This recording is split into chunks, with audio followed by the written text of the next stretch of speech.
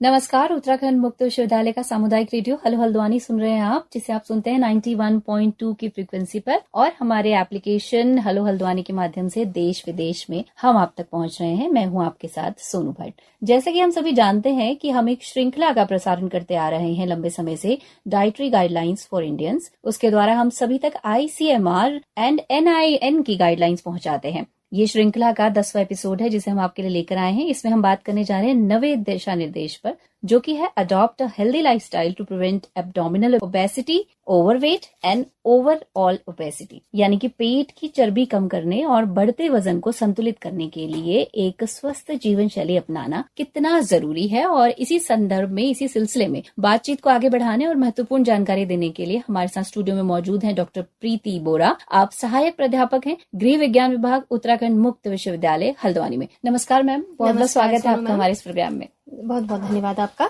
जी। सुनने वाले सभी श्रोताओं को भी मेरा नमस्कार। तो बहुत ही इम्पोर्टेंट एक टॉपिक पर हम बात करने जा रहे हैं, ओबेसिटी पर, और खासतौर पर जो पेट के आसपास की चर्बी, जो कि मुझे लगता है कि अगर हम इंडियन कॉन्टेक्स्ट में देखें तो एक बहुत बड़ा कंसर्न है। तो इसके विषय में आप क्या कहना चाहते हैं? जी, जैसे कि मैंने बताया कि ये एक बहुत ही इम्पोर्टेंट टॉपिक है। भारतीयों के लिए जो दिशा निर्देश बनाए गए हैं उनमें मुझे लगता है, पर्सनली मैं फील करती हूँ कि ओबेसिटी एक बहुत बड़ा कंसर्निंग फैक्टर है। जैसे हम देखते हैं आजकल तो बच्चों में भी ओबेसिटी देखने को मिलती है और बड़ों में भी, क्योंकि लाइफस्टाइल और खाने पीने के जो अब आजकल के ट्रेंड्स हैं वो बहुत चेंज हो गए हैं। तो आज की वार्ता हमारी इसी पे होगी। एब्डोमिनल ओबेसिटी बेसिकली, जैसे कि आपने बताया, पेट के आसपास की चर्बी, तो it's an indicative of access fat जो एब्डोमिन के आसपास जमा होता है।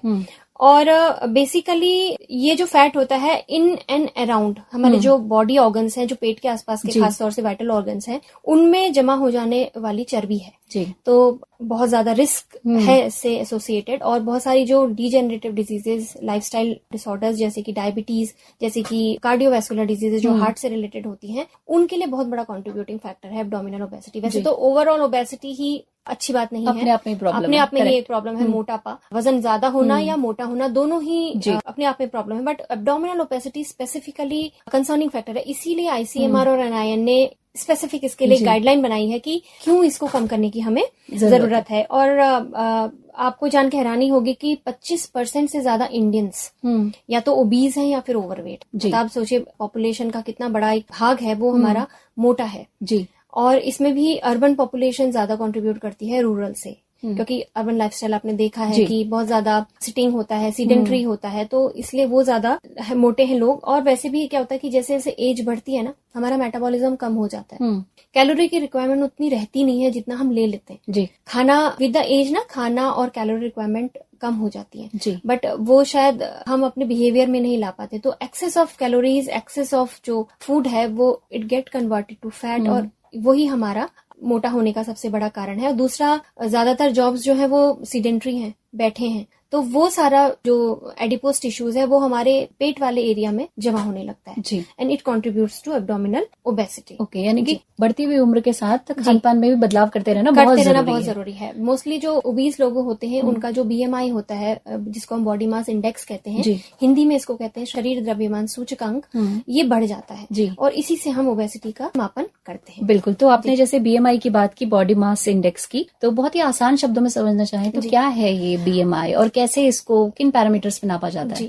BMI ओबेसिटी मापन का एक तरीका है जी। वैसे तो ओबेसिटी बहुत तरीके से नापी जाती है, पर जो सबसे सरल तरीका है वो BMI है, और इसी के अकॉर्डिंग हम डिफरेंशिएट करते हैं कि व्यक्ति का वजन ज्यादा है या वो मोटा है या वो ज्यादा मोटा है। इसमें ग्रेड्स होते हैं, grade 1 obesity, grade 2 obesity, grade 3 obesity और ओवरवेट, और जो एप्रोप्रिएट वेट वाला एक रेंज होता है जी। तो basically weight in kg divided by height in meters का स्क्वायर जी इज द BMI, जो kg पर मीटर स्क्वायर में नापा जाता है। एक टेबल होता है जिसमें अलग अलग वैल्यूज होती हैं, और जो 18.5 से 25 का जो BMI होता है वो नॉर्मल माना जाता है। बट जो इंडियन कंटेक्स्ट या एशियन कंटेक्स्ट हम लेते हैं उसमें ये कट ऑफ 25 नहीं है, उसमें कट ऑफ 23 है हमारे लिए। ठीक है, अगर आप वेस्टर्न कंट्रीज में जाएंगे तो वो 25 तक नॉर्मल मानते हैं, 25 kg पर मीटर स्क्वायर। बट अगर आप इंडियन कंटेक्स्ट में देखेंगे तो हमारे लिए कट ऑफ थोड़ा कम है। तो अगर हम 23 से 23.5 हो जाते हैं तो हम ओवरवेट की कैटेगरी में आ जाते हैं। ठीक है, ओवरवेट की कैटेगरी में हमारे लिए है 23 से 27, उसके बाद की जो वैल्यूज हैं वो ओवरवेट में आती हैं। तो हमें अपना BMI 23 तक रखना है, तो हम एक आइडियल वेट में रहेंगे। जी, ठीक है। अगर इससे ज्यादा आती है तो हम अपने आप को ओवरवेट कंसीडर करें। तो ये एक सिंपल मापन का तरीका है जिसको आप कोई भी नाप सकता है। मतलब इसके लिए कोई खास आपको पढ़ाई करने या न्यूट्रिशन जानने की जरूरत नहीं है, ये कोई भी नाप सकता है। तो ये एक सरल तरीका बनाया है जिससे एक आम आदमी भी ये पहचान सके कि उसका वजन बढ़ तो नहीं रहा है, उसका वजन ओवरवेट की कैटेगरी या ओबेसिटी की कैटेगरी में तो नहीं है। जी, यानी कि हम एक BMI कैलकुलेटर के थ्रू हाइट एंड वेट के पैमाने से नाप सकते हैं। और एक चीज और जो एब्डोमिनल ओबेसिटी में खास है, वेस्ट सर्कमफेरेंस, जो मेल के केस में मोर देन 90 सेंटीमीटर अगर होता है तो उसको हम ओबीस मानते हैं, और फीमेल के केस में अगर वो मोर देन 80 सेंटीमीटर होता है तो वेस्ट सर्कमफेरेंस को भी हम एक पैरामीटर मानते हैं। पहले हम BMI चेक करते हैं, उसके बाद हम वेस्ट सर्कमफेरेंस भी चेक करते हैं। तो दो ये आसान तरीके हैं जिससे हम अपनी ओबेसिटी के कैटेगरी का पता लगा सकते हैं। बिल्कुल, जैसे अभी आपने बताया कि वेस्ट के आसपास का जो एरिया उसको नापने का भी एक तरीका, लेकिन ये मेल फीमेल में थोड़ा सा अलग है, इसमें डिफरेंस है। तो क्या मेल फीमेल के BMI को नापने का तरीका भी अलग है, उनके पैरामीटर्स अलग है? इन्होंने कोई जेंडर डिफरेंस नहीं किया है। BMI क्योंकि वेट और हाइट का दोनों का कॉम्बिनेशन के हिसाब से मापा जाता है जी। चूंकि दोनों ही पैरामीटर को ले रहा है तो इसमें इन्होंने जेंडर डिफरेंस नहीं किया है। हाँ, वेस्ट सर्कमफेरेंस जो कि सिर्फ वेस्ट का सर्कमफेरेंस है, और मेल और फीमेल में आपने देखा होगा tendency of deposition of fat भी अलग अलग होती है ना। बिल्कुल, मेल के केस में टूवर्ड्स दी स्टमक ज्यादा होती है एंड फीमेल के केस में टूवर्ड्स दी बटक ज्यादा होती है। तो उसके लिए इन्होंने जेंडर डिफरेंस दिया है, बट BMI में इन्होंने कुछ। ये तो बात हुई BMI की। मैम, अब जो पेट के आसपास की चर्बी, जो कि हमारा बहुत ही मेन विषय है, आज का मेन टॉपिक है, उसके कारण क्या क्या आप देखते हैं और कैसे इन सबसे बचा जा सकता है? जी, सबसे बड़ा कारण तो है ओवर ईटिंग, जो न्यूट्रिशन पॉइंट ऑफ व्यू से भी मैं कहूंगी कि आपकी जरूरत है उससे ज्यादा खाना जी। ठीक है। और दूसरा है बहुत ही बड़ा फैक्टर जो अब हो गया है, डिक्रीज्ड फिजिकल एक्टिविटी। अब आजकल लोग मतलब फिजिकल वर्क बहुत कम हो गया। फिजिकल वर्क करने के लिए स्पेशली लोग जिम जाते हैं जी। ठीक है। जो नॉर्मल घरेलू काम थे वो भी अब कम हो गए क्योंकि अब चीजें मैकेनाइज्ड बहुत है, जॉब्स मैकेनाइज्ड है, जॉब भी ऐसे नहीं है जिसमें बहुत फिजिकल वर्क है। ठीक है। फॉल्टी ईटिंग हैबिट्स, घर का खाना ना खा के बाहर का खाना खाना, अपने खाने को स्किप करना, तो वो कंट्रीब्यूट करते हैं। और ये जब रिपीटेड होता है ना तो it contributes a lot to the calorie intake of the body. दूसरा है low birth weight babies. Studies हुई हैं इसमें बहुत सारी कि ये देखा गया है जो बच्चे जन्म के समय जिनका बर्थ वेट कम होता है, low birth weight, they are more prone to obesity in their later life.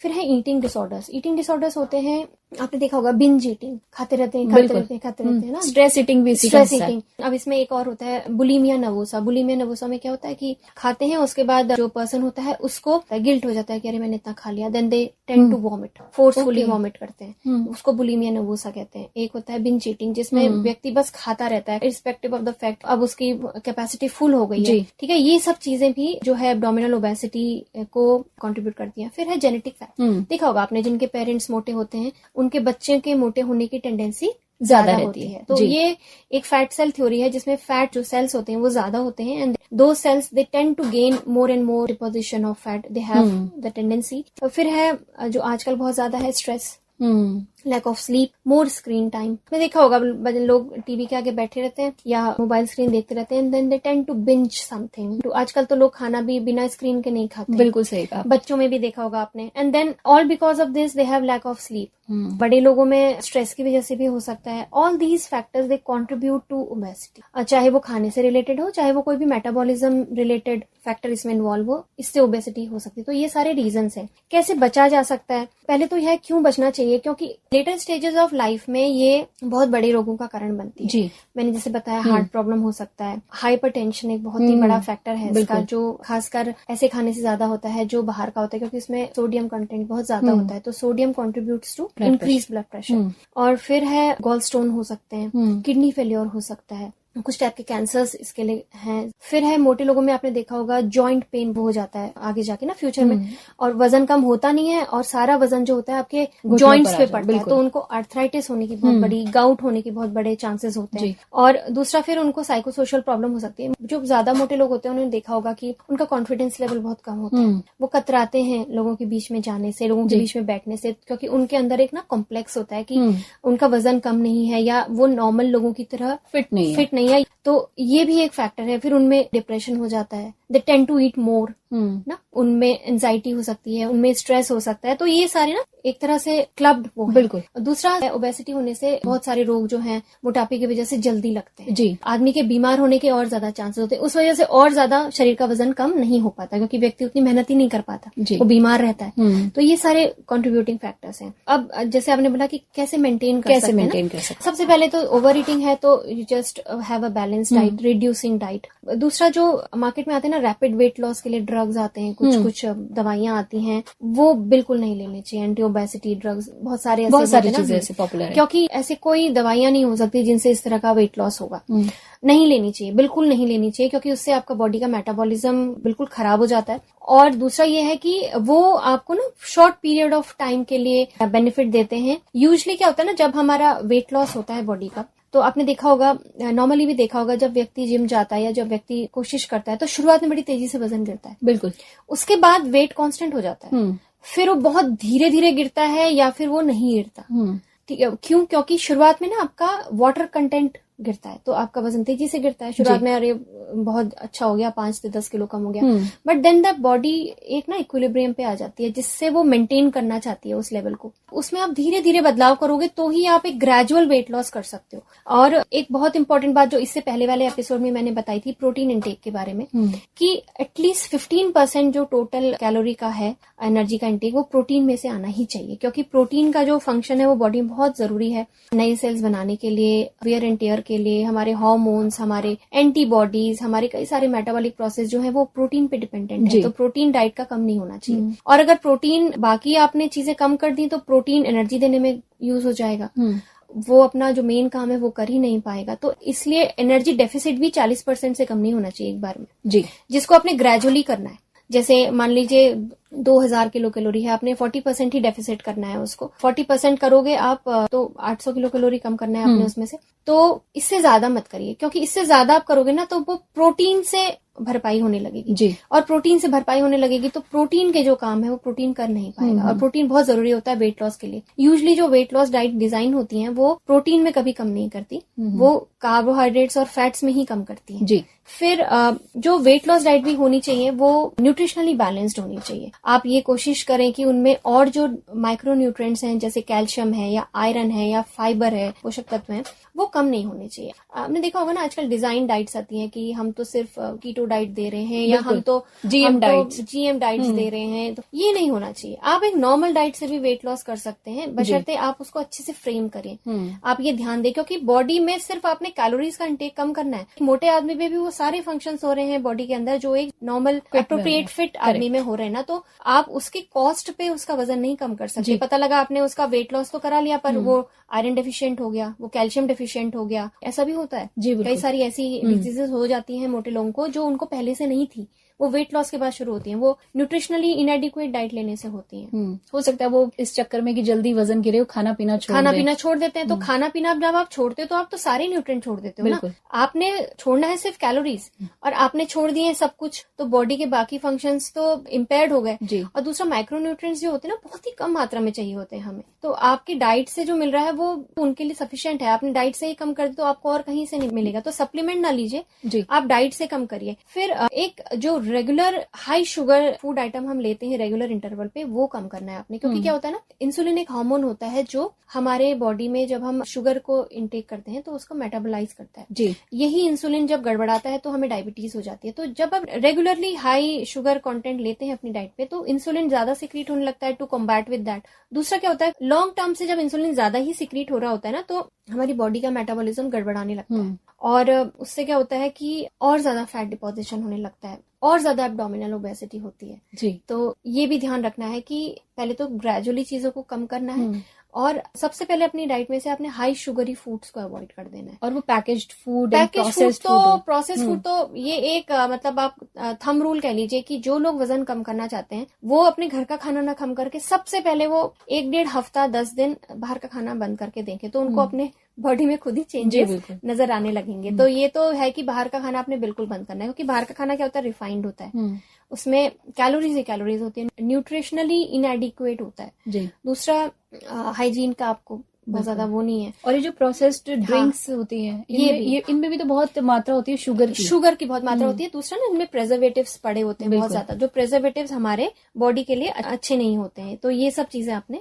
करनी है। न्यूट्रिशनल उससे बताऊं अगर कि वेट लॉस वाले पर्सन को क्या करना चाहिए, पहले तो बैलेंस डाइट खानी चाहिए। जितने सारे हमारे फूड ग्रुप्स हैं, इससे पहले वाले एपिसोड में हमने इन सब चीजों पे बात करी है कि बैलेंस डाइट क्या होती है, तो वो लें। ज्यादा से ज्यादा वेजिटेबल्स लें अपने डाइट में, ज्यादा से ज्यादा फाइबर लें। फाइबर जो होता है, डाइटरी फाइबर, बहुत ज्यादा कंट्रीब्यूट करता है हमारे वेट लॉस के लिए। फिर पोर्शन कंट्रोल करें, एक बार में कितना खाना है ये कंट्रोल करें। एक मील में एक पोर्शन बना लें अपनी आहार का, जिसको आप बना के रखें कि इससे ज्यादा मैंने नहीं खाना है। अगर मैंने 2 रोटी का बनाया है तो ऐसा नहीं है कि आज अरे मन है तो मैं 3 खा लूं या 4 खा लूं, ऐसा नहीं। पोर्शन कंट्रोल करिए, चाहे आप रिपीटेड खाइए, पर एक टाइम में आप एक प्रॉपर पोर्शन बना के रखिए कि मैंने इतना खाना है। फिर है, बाहर का खाना आपने नहीं खाना है, फैट को कम करना है, शुगर को कम करना है। हेल्थी कुकिंग मेथड जैसे स्प्राउट आप खाइए, फर्मेंटेड फूड आप खाइए, वो ज्यादा बेनिफिशियल होते हैं डाइजेशन के लिए भी, इजी होते हैं। और दूसरा न्यूट्रिशनली भी एनरिच्ड होते हैं। जो स्प्राउटेड जो ग्रेन्स होते हैं या दालें होती है ना, उनमें ज्यादा बी विटामिन, ज्यादा विटामिन सी होता है।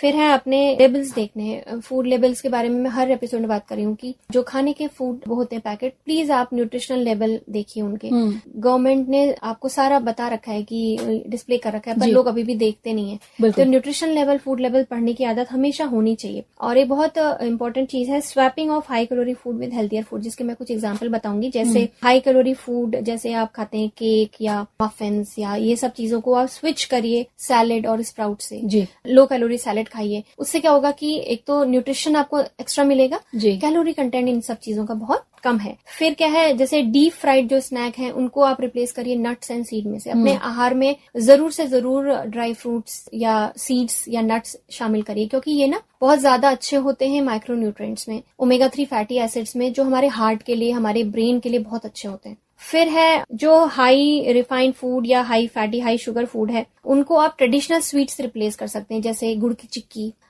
तिल के लड्डू, ये सब चीजें आप, ये ट्रेडिशनल स्वीट्स जो हैं ये खाने में मीठे होते हैं नो डाउट, बट ये आपको और ज्यादा न्यूट्रिएंट भी देते हैं। जैसे जो तिल होता है it's very rich in calcium, गुड़ होता है it is rich in iron. तो ये चीजें हैं जो आपको और ज्यादा एक्स्ट्रा न्यूट्रिएंट भी देंगी शुगर के अलावा। अगर आपको इतनी क्रेविंग ही हो रही है शुगर खाने की, तो स्विच टू ट्रेडिशनल स्वीट्स, ठीक है। उसके बाद जो ये बाहर का कोल्ड ड्रिंक्स और ये सब है, इनको स्विच करिए हमारे ट्रेडिशनल ड्रिंक से। नारियल पानी है, नींबू पानी है, छाछ है, लस्सी है, इन सब चीजों से स्विच करिए। नारियल पानी बहुत अच्छा होता है, उसमें शॉर्ट चेन फैटी एसिड्स होते हैं। दूसरा, नारियल पानी ना हाइड्रेशन के लिए बहुत अच्छा होता है बॉडी के। फ्रूट जूसेस को फ्रेश फ्रूट से स्विच करिए। हमेशा फ्रूट जूस लेने की बजाय हमेशा रॉ फ्रूट्स खाना बेटर होता है क्योंकि एक तो क्या होता है, जो मार्केट वाले फ्रूट जूस होते हैं और जो वैसे भी वो थोड़े स्वीट कम होते हैं, तो वी ऐड शुगर टू। आप अगर कट फ्रूट खाएंगे, रॉ फ्रूट खाएंगे, वो ज्यादा आपको न्यूट्रिशन देगा। फिर जो आपके सॉसेस और डिप्स वगैरह आती हैं, इनको रिप्लेस करिए होममेड चटनी से।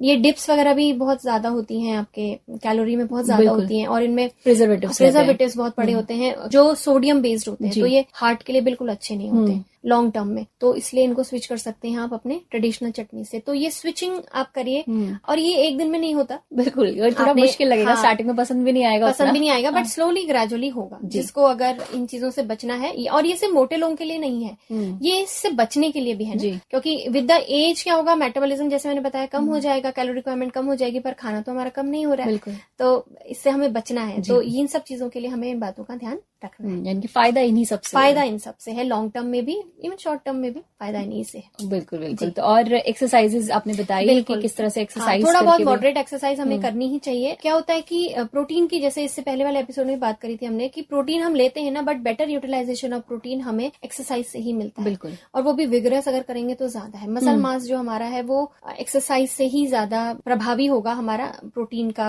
कन्वर्जन। तो एक्सरसाइज तो हमेशा आपको करनी ही चाहिए। अगर आपका मतलब डेली जो शेड्यूल है या आपके कमिटमेंट्स हैं, अगर आपको अलाउ नहीं करते हैं, तो थोड़ा बहुत आप करिए, शुरुआत थोड़े से करिए, स्लोली ग्रेजुअली इसको बढ़ाइए। जी बिल्कुल। तो स्लोली ग्रेजुअली आप अगर इस दिशा में बढ़ेंगे तो जरूर आप अपने फिटनेस को अचीव कर लेंगे। खाने का ध्यान भी रखना है और फिजिकल एक्टिविटी का भी ध्यान रखना है। जी बहुत बहुत शुक्रिया डॉक्टर प्रीति बोरा, आप स्टूडियो में आई और इतनी सारी इन्फॉर्मेशन हमें आज के इस टॉपिक पे दी, और बताया कि किस तरह से हम अपने पेट के आसपास की चर्बी को खास तौर पर कम कर सकते हैं, और ओवरऑल जो मोटापा बढ़ने की जो समस्या हो रही है इसे कंट्रोल कर सकते हैं एक अच्छी डाइट से और एक अच्छी एक्सरसाइज से। जी thank you so much. Thank you so much. तो हमारे सभी सुनने वाले को बता देते हैं, हम आप सुन रहे हैं हेलो हल्द्वानी और आप हमें इसी तरह से सुनते रहिए 91.2 की फ्रीक्वेंसी पे। नमस्कार।